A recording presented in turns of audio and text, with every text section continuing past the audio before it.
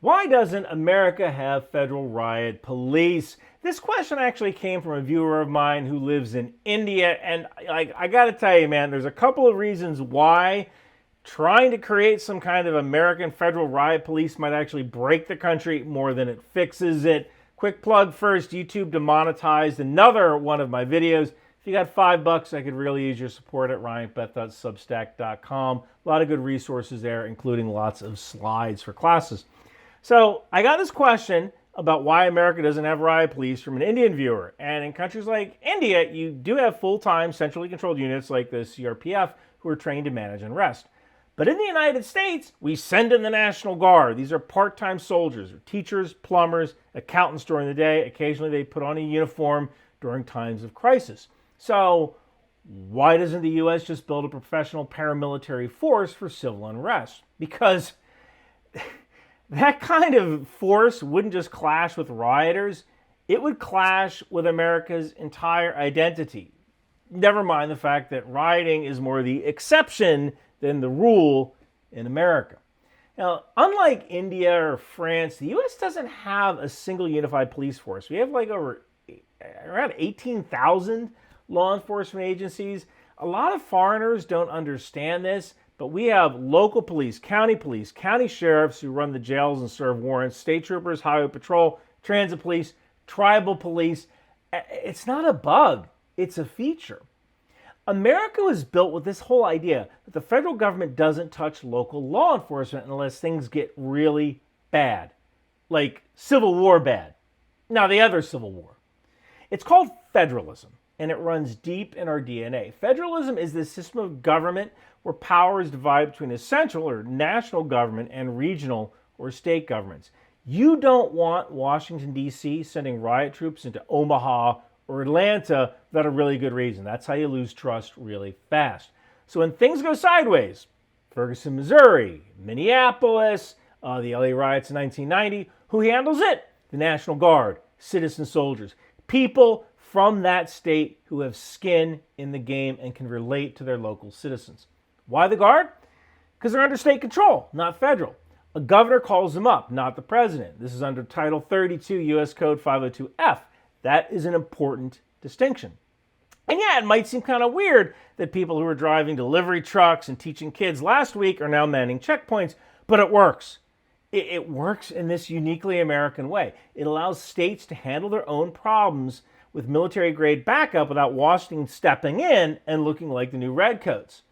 But Ryan, the president activated the California National Guard out from under the governor of California. Yes, he did. And the current president's rationale was that the governor of California was doing nothing about the rioting in Los Angeles. Some people have said that the president's actions were deliberately inflammatory, escalatory. That's not my lane. I talk about facts. Fact is that the U.S. president does have a right to activate the National Guard federally under the Insurrection Act of 1807. And some people have said the law needs to be updated. Cool, let's have that conversation, but right now the law is the law. So why not just build federal riot police like India's CRPF or France's CRS? It's because in the U.S. that would set off every freaking constitutional alarm bell in the room. We get really no step on sneck when stuff like that happens. Full-time federally controlled national riot police would blur the line between civil policing and military occupation. You think people get mad about the Bureau of Alcohol, Tobacco, and Firearms when they arrest somebody for having a short-barreled shotgun? Imagine a unit rolling into your town with matching uniforms, armored vehicles, no local accountability. That's when Americans start putting on their plate carriers and Hawaiian shirts. Americans don't like federal boots on the ground, especially when they're telling you what you can and can't do in your own backyard.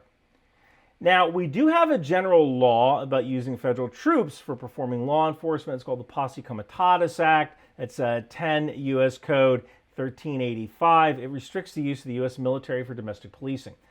And any new federal riot force would basically walk right into that legal minefield, not to mention the political blowback. And also, who's going to pay for this thing? You know, one of the viewer questions in the email asked, why didn't the police seal off critical infrastructure like freeway ramps during the LA riots? And I think he might be talking about the LA riots of 1990, which happened after police accused of beating an African-American motorist were acquitted of their crimes. The reason is that no one was ready. The Los Angeles Police Department wasn't trained or equipped for a riot of the size of the 1990 LA riots. Even the after-action report said the police were not psychologically prepared for the riot. And no federal unit was just sitting around ready to roll. So it fell to the California National Guard, who needed like 72 hours to deploy in force. And yes, I know the Marine Corps also deployed. But by the time the National Guard showed up, you got whole neighborhoods on fire. Could the federal forces stopped it faster? Maybe.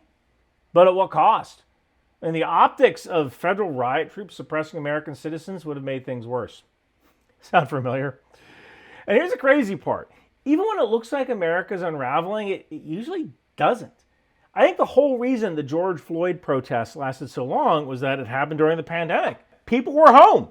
They were going stir crazy inside their house, and they had an excuse to go out and exercise their constitutional rights in what they considered to be a good and honorable cause. We don't need a standing riot control force because our system is designed to decentralize power, not centralize control. And the very messiness of our approach is why America has survived as long as it has. When the Guard rolls in, it's a wake-up call. It's not a permanent solution. The power is with the people, and that's the whole point. So could the U.S. build a federal riot force? Yeah, but it would be a massive mistake. It would look like strength on paper, but be oppression in the street. You know, every once in a while, some small town gets an armored car from the federal government surplus 1033 program, and people go nuts because there's this whole idea that if you give the local police an armored car, they will figure out an excuse to use it. And sometimes that happens. You know, they'll bust some guy's door in with a SWAT team to serve a warrant for a bag of skunk weed. You weren't even born with the sense God gave the common dog. Don't you realize that's my partner?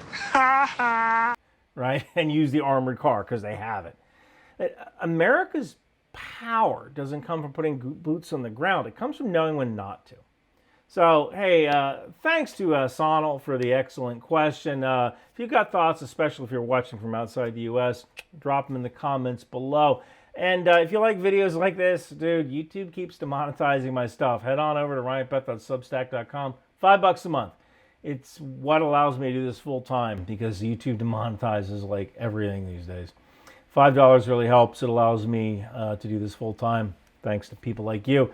You can also grab one of my t-shirts from Bunker Branding or one of my novels like The Wind Machine or The Last Republic, both available at Amazon and Audible.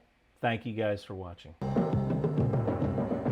In a world where fashion meets firepower, where style becomes strategy, it's time to gear up for the ultimate mission with Bunker Branding. Introducing the Rock Out With Your Chalk Out t-shirt, a tribute to the fearless air cavalry. Feel the adrenaline rush as you don the pride of the skies. For those of you who dare from the air, precision and power unite when you think outside the bomb. And don't miss our Live, Laugh, Launch t-shirts for Patriot and HIMARS, because sometimes defending freedom means bringing the thunder. Finally, for the true defender of the seas, we present Department of the Boat People. Sail with honor and show your allegiance to the world's mightiest maritime force.